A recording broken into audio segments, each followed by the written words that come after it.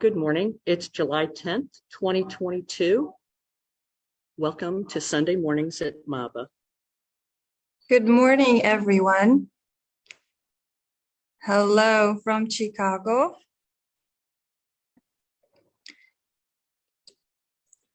So, Buddha, in his own words, taught us only two things. I'll give a small pause. Maybe someone knows about it. Maybe someone wants to guess. What are those two things? First one is suffering. Second one is the cessation of suffering. And suffering is not easy to understand. That's what I noticed through my time here in America. As someone you may know, before I was living in Taiwan, and due to language barrier, the communication with the community was almost zero. And before that, when I was still a lay-person, all my practice was dedicated to avoiding communication with people. So here, this is my first year of serving people, serving community, and I'm still figuring out how things works. And I still have a lot of learnings to do. So suffering, I noticed, not easy to understand. And what did Buddha tell us we need to do in regards to suffering? This is the first noble truth. He told us we need to fully understand it. And what is the cessation? What about cessation of suffering? We need to realize it. So when I talk to people, I notice two things. When we experience displeasure, someone or something outside is to be responsible for that. My family did me wrong. My mom, my dad, my spouse, my kids, my friends, my boss, the government, politicians, global warming, corporations, capitalism, etc. When we experience pleasure, we are, of course, doing good, and we are the ones who get the credit for that. The thing is, both of those things are wrong view. It's not outside. It's not inside. It's not them. It's not me. In Buddhism, we talk about the middle way. The right view is when this exists, that comes to be. We need to be able to see cause and effect.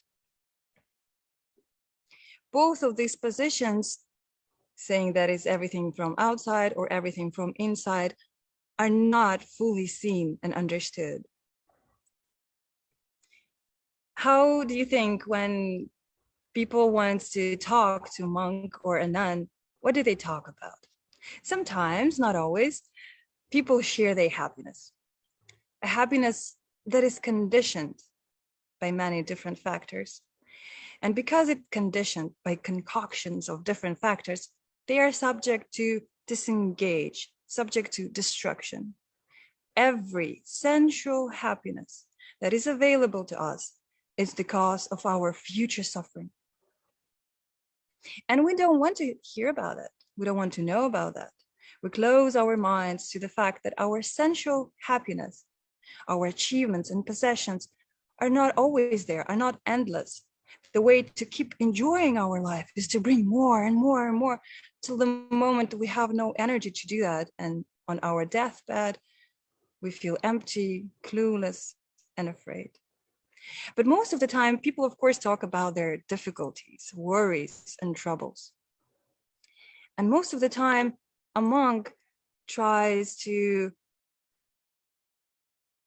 bring a person to understand the truth, to understand the suffering, to realize the cessation. And it's not easy. That's why we have to step one step down to wholesome actions. And one thing is so crucial here is the ability to be truthful and honest with your own self about your shortcomings. In the sense of Dhamma, we are all seriously ill. But almost none of us wants to admit that. When people share their difficulties, it is from not understanding the truth of the nature of difficulties, not understanding dukkha, not understanding the first noble truth. But when we try to say that, we're met with an obstacle. The unwholesome results that are present in our mind block our mind from hearing those things, block our mind to understanding those things. In order to drink the wonderful medicine that Dhamma is, one has to realize and admit that he is sick. One has to learn to see his shortcomings. That's why we have to resort to talk about wholesome actions at first. Teaching wholesome actions is not fun. Who wants to have a morality lecture? Does anyone wants to hear a morality lecture? Someone may say, "Dear teacher, I came to you to share about my difficulties with my family, and you seem not to even listen to me at all. You keep telling me how I should behave. I know how I should behave. Yes, sometimes maybe I have problems, but it is them who are causing me troubles."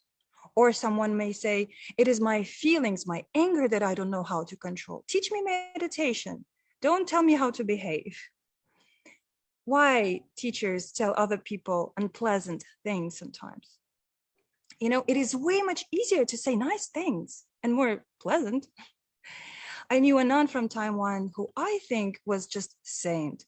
You know, her level of compassion and loving kindness was just immaculate. People would call her and talk with her on phone for hours. People would come to monastery just to talk with her again for hours. And I never witnessed her angry or irritated in those 2.5 years. And I witnessed a lot of situations for anger to arise. Did she help those people to feel better? Of course she did. Did she reduce their stress, their suffering? Of course she did. But did she create the conditions for them to understand the suffering, to realize the cessation? No. It is relatively easy to just say nice things, to encourage, to support, to be active listener, to hold each other hands and sing a song together. Many communities resolve to those actions. Do they work? Of course they do, but on what level? At their best, at wholesome actions level. The greater compassion is to be able to risk saying unpleasant things, to point out shortcomings, mistakes. We know a lot about other people's mistakes, but we are mostly oblivious to our own. It is quite funny. This is my third public talk ever, and the third one at MABA. And I noticed when I create the talk, the conditions just come to support me to understand what I want to say even better, because I wrote those slides 2 weeks ago. But last week, I myself was subject to criticism, not once, but 3 times in a row by Master Jiro. First time, he criticized me for having agreed during the Sunday service when everyone was around. Next time, he criticized me for not being diligent enough, for not having fruits of my practice. And the third time, well, maybe that was my already exaggeration, but still, in my mind, it's like that. I could get angry with him. I could try to explain myself why I do that way, why it's important for me to keep doing that way. I can argue with him. I can point out his own shortcomings if I want to, but is this beneficial for me? My job is just to close my mouth shut and check my mind, check my behavior. If the criticism is legitimate, then I have to do better. I have to improve. How do you think, on which level you are right now? Unwholesome actions? Wholesome actions? Or understanding the truth? I myself am very concerned of unwholesome actions. The afflictions that I keep fighting every day never cease to amaze me. I witnessed someone who seeks peace at MABA and who are in very difficult situation, but they keep pointing out outside how people do them wrong. I witnessed Master keep pointing out, you see, this is your wholesomeness taking place. Open your eyes and see, upgrade to the wholesome actions before you can realize the truth. Very hard, very hard. I witnessed someone being very disappointed, disenchanted with Master Jiru. And I imagine that person maybe thinks something like that. He never gives me credit for whatever I do, never appreciate my work. And I do a lot. He's just maybe a selfish monk and ignorant who seeks confidence in belittling others. But for Master, as someone who undertook the Bodhisattva vow, neither staying away and not saying anything is right action, nor saying only good things is the right action. So be your own master in that sense. Don't wait for outside world to tell you off. Learn to see your own mistakes. Learn to develop generosity instead of greed, loving kindness instead of anger, and wisdom instead of delusion. What are you searching in Buddhism? What did you came for? Ask yourself, to be enlightened, to understand yourself better, to learn how to control your emotions, to calm your mind, to know the truth. All that is done through wholesome actions. And only then meditation and wisdom will follow. I'm not seeking to be sitting here and saying something entertaining, pleasant, or nice to hear, or neither I want to, treat anyone as a layperson who would not be able to understand the importance of morality. Everyone's just want to hear about meditation, about wisdom. No one wants to hear about morality. But maybe later on I would have to do that. But right now I'm still naive enough to think that if I speak directly and openly, it is more beneficial. I'm really concerned what I can say that might bring someone's practice higher. At least that works for me when I'm preparing these talks. But if anyone asks who is full of afflictions, I would say I am. I'm full of them. But only if I'm not delusional enough. I think I understand the non-self view. I just want you to see that self-view and conceit are not the same thing. Conceit, a big ego, is abandoned later on the path. Self-view is a little earlier. But do I have anger and greed? Of course I do. But again, they are abandoned later on the path. So before stopping anger, controlling your emotions, we have to overcome self-view. We have to overcome doubt of Dhamma by doing what? By learning Dhamma. If you still did not finish DPBS classes and didn't sign up for the next year, please do so. This is your heavenly sign to do so right now. We have to get rid of attachment to rules and rituals and our own ideas, what is important for practice. We should base our practice on Dhamma, on learning Dhamma, not our ideas that we grab from here, from there. So talking about no self, people often come and say, I have an anger problem. I honestly have not seen a person who has no anger problem, okay? We all do, but the way our feelings work is a little bit more complicated than we imagine. We have to be very patient in order to learn not to act on them by body or by speech. But in the mind is a very different story. If you see someone, a person is doing something wrong to you or overall, you don't see the cause and effect in that moment. You see a person, an other self, a being that is frozen in the moment. Think about it that way. What you are right now is not what you chose to be. You are the result of your past actions that conditioned you in a certain way. You can't just by your own wish alone stop bearing the fruits of your past actions. You can't just by your wish alone stop your anger to arise.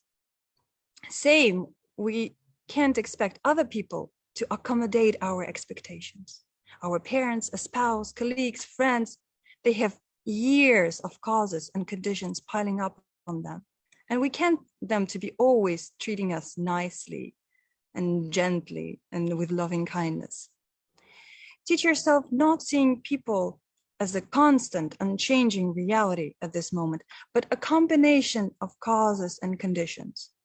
You don't see them as one whole thing that is not changing. See them as millions of phenomena that came into place interdependently and without substantial, unchangeable nature behind them. The world outside that is hurting you is empty of self. It doesn't choose to hurt you. Your physical body is the condition for suffering. That's it. We are born in suffering. We live in suffering. We die in suffering. This is the reality of this physical world. And as long as we think that there is something wrong with this reality, we are unable to break through the first noble truth of suffering. We weep, we cry, we get angry. They hurt me. Of course they do. This is what this world is about. Understanding your own feelings, perceptions, intentions as not self, as ever-changing phenomena that is not under your control. And teach yourself not to act in body and speech based on anger and hatred. Just be patient. I remember first time I noticed this very strange phenomena in North Thailand when I was practicing in a monastery as a layperson. I went there with my friend. And you see, nothing can bring me more happiness than being in a monastery, trying to clean up my mind. But my friend kept telling me, you know, it's winter right now in Russia, but we're in a tropical country. Let's go to the beach. Let's go enjoy a nice ocean. There's no good fruits in Russia for a few months. Let's go buy watermelons. And I got so angry. Why, we're in a monastery, why talk about that? And then I got so angry with myself. You are practicing concentration and the words from outside creating so much anger than you.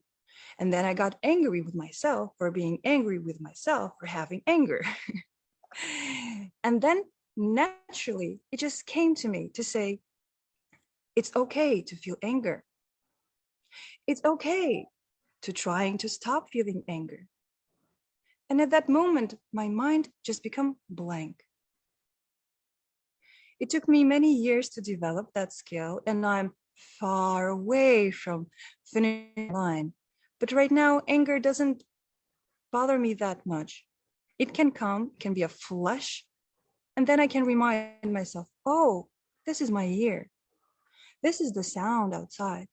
And this is the anger, the defilement that arises based on those two things. And I can be patient enough to notice, oh, this is the cessation of that defilement. And slowly I can teach myself to see these are the conditions that I can slowly develop for no future arising of anger. This is about anger. I had a lot of it before, honestly. Even I come to MABA, I remember we would chant, and Sherry, I don't know if Sherry's here, she would just pass me a chanting book and I would get angry with her about that, very angry. Why you pass me a chant book? I know how to remember how to chant, you know, so basic things. One time in Thailand again, I told someone who was meditating near me, you breathe too loud. So stupid, so ignorant. Anger would bother me a lot before, but right now it's not that strong. The opposite side of anger, I didn't work a lot yet, because anger was always on the surface for me. The greed is a little bit more deep-rooted and heated. And honestly speaking, I just started to uncover it very recently. And I'm so thrilled to actually meet it, you know, dig it up and look at it, seeing it, not trying to stop it, not trying to hide away from it, not trying to not acknowledging it, but actually see it. And in one of the recent trips to Chicago, I had a perfect conditions to start working in. You see, before I was very concerned with developing right understanding, wisdom. And I told to myself, deep concentration states are not something that I want to spend too much time on, because people get attached to those bliss and achievements and stop developing their wisdom. So I decided I'm not going to do that. But when I came back to America, Master kept pointing out, you don't have a power of concentration. How can you do that? And he would always encourage me to work with elements, like fire, water, wind, earth. And I never understood how you work with them. How do you feel them? What is this? Those elements is not the concept that we're, brought up from the childhood. And on that trip, he told us very clearly, in order to go to the first jhana, the fire element has to be destroyed. In order to go to the second jhana, the water element has to be destroyed. And I had a perfect conditions to support me to have a little glimpse of what does it mean. The conditions were in a way that I didn't practice in a meditation hall. We were traveling, we were working, I was meditating on the boat, in the car, and the other side of the anger would always come to disturb my mind. And Master, observing those conditions, would even put more fuel to the fire. He would tell me, oh, go do this thing, oh, go there, creating more fuel to the greed. And I was like, okay, this will not disturb my practice. More than that, I will use it as the base for my practice. And I was working with it and calming down my mind. And I felt something about the fire element, and I asked Master the question, which he didn't believe me. I asked from direct experience. So he jokingly answered. We were in the car. In the next moment, few moments, we had to stop for lunch, and we stepped out of the car, and he checked me fully and then answered my question fully, which made me understand that I'm on the right path. What did I do with my greed? I didn't do anything. I didn't try to stop it. I didn't try to control it. All I have to do is just to observe it naturally fading away by understanding, okay, this is the I, my I, and this is the form outside, and this is the defilement that arises in that. And this is the cessation that I can witness if I don't get involved, don't get attached. The conditions for future not arising, I still need to work on that. So now everyone who joins Sunday service, what is the goal of you attending it? If you're wishing to learn the meditation, which is the great goal, great aspiration, but the way to calm down your mind in order to be able to concentrate and attain jhanas, we have to clean our mind first. Check your mind sometimes. Is it full of those things? Are you that kind of person? This is where the real practice is happening. You want to have deep meditative experiences, full of joy that you will never be able to experience by sensual pleasure. You need to overcome that. You want to have wisdom to overcome difficulties. You want to work on that. You want to find peace, happiness, calmness. We need to work on that. You want to have awakening, enlightenment. You want to become a Buddha. We need to work on that. If we're, dear to all the people around me and loved by them, that will be a sign that we're on the right path. If people around us sometimes don't treat us that well, well, maybe we don't do something good also. We need to understand that suffering is inevitable. We can't stop outside world to casting troubles on us. We can't completely wipe out disaster, economy problems, bad politicians. We can't stop other people betraying us, hurting us, being sick or dying. We can't stop our mind to born anger, greed, and other defilements. But as a first step, we have to learn how not to act based on our anger and greed by body and speech. Mind is a different story, okay? And then we can achieve deep meditative states and deep wisdom and do something good to change outside world for the better. But before we ourselves are not perfect in conduct, how can we expect the world and people outside to be perfect? So this would conclude my talk. I'm a little early today. Maybe someone have a questions, or if not, then we will proceed with our regular procedure. Thank you very much.